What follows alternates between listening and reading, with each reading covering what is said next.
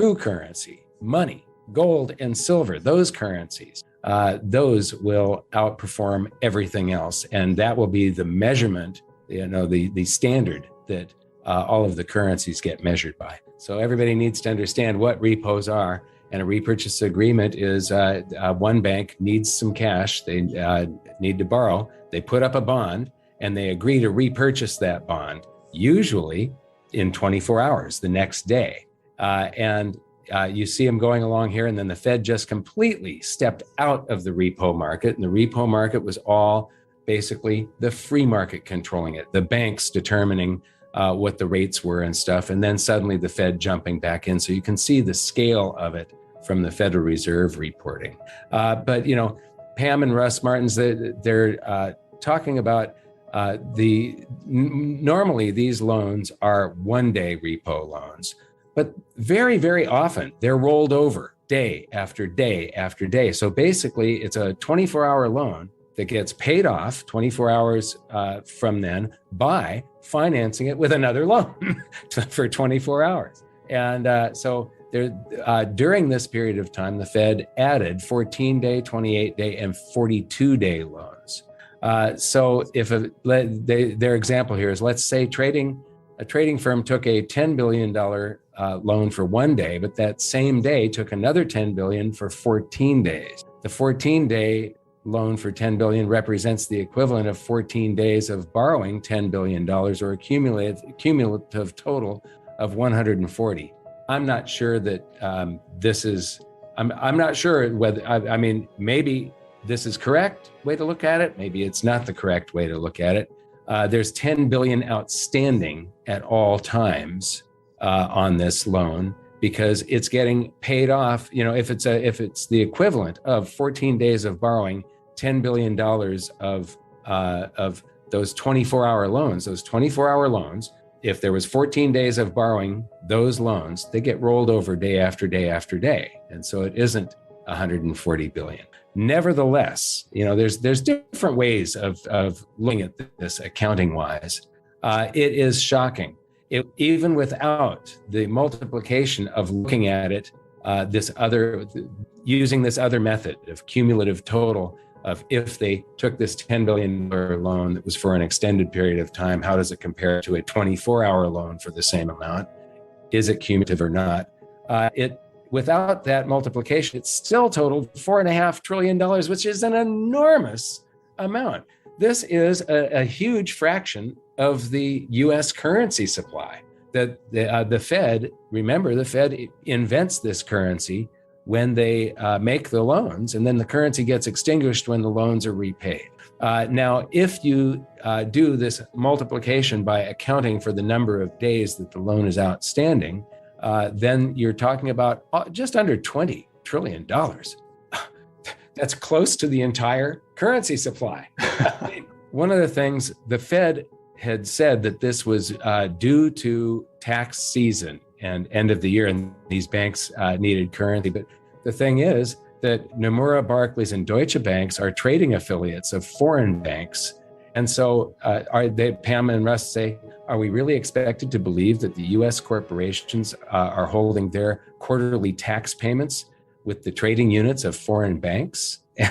Because these foreign banks needed the bailout. And so this smokescreen, basically lie that the Federal Reserve came up with to try and calm the public down. Oh, it's just because they owed taxes. No, there was a real serious meltdown going on here.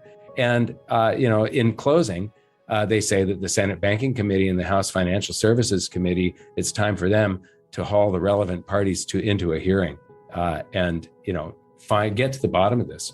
What was this, and why is this stuff happening? What it shows is, if this is happening, it shows that the banks are not stable, that they are taking on far more risk than they should be taking on, that these fiduciaries, trusted financial institutions that have a responsibility, are being they're pushing things to the edge because of competitiveness. They have to try and out-profit each other, and that competitiveness leads them to walking this razor's edge of, global financial meltdown, maximum profits, true currency, money, gold and silver, those currencies, those will outperform everything else. And that will be the measurement, the standard that all of the currencies get measured by.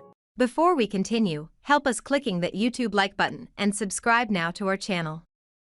This shows the algorithm that you valued this information. And it helps us spread that message. Sharing is caring. And now, let's continue. Do you want to know one thing about crypto? I made over 3000% in profit in a few weeks. Fact is, the traditional financial system, the traditional money system makes you poor, not rich.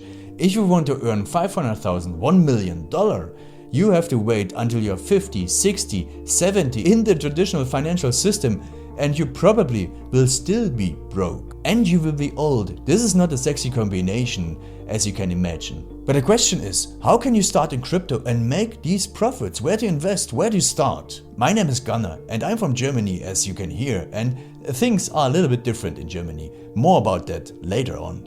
Fact is, there are lots of different cryptocurrencies. It's a gigantic universe where beginners and professionals get easily lost. But there is light at the end of the tunnel. There are 7 key steps you need to follow to become successful in this market. You have to know them, and if you fail one of them, it's literally impossible to succeed in this market. Just an example, one of the key points is your exchange, and one of the biggest are, for example, Binance and Coinbase.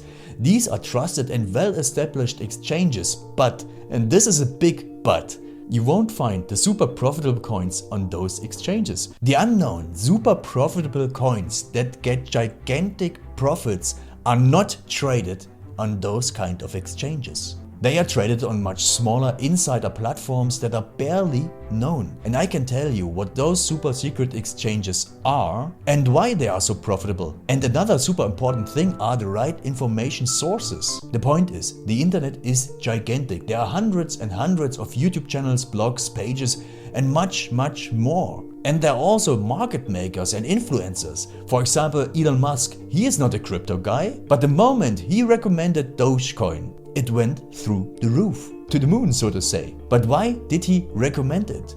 Where did he hear it from? He didn't hear it from newspapers. And believe me, he is listening to someone. But you have to know who, and you have to react before he is reacting. This is really, really important. And these are only 2 of the 7 steps you have to follow in order to be successful in crypto. And if you want to know all of these steps in much more detail, and if you want to have a comprehensive checklist, here's what you should do. There is a link below this video. Click on this link and you will get the opportunity to subscribe to my channel. Click on the link and you will see a video where I explain the next steps. So see you soon. Click on the link now. I'll see you there.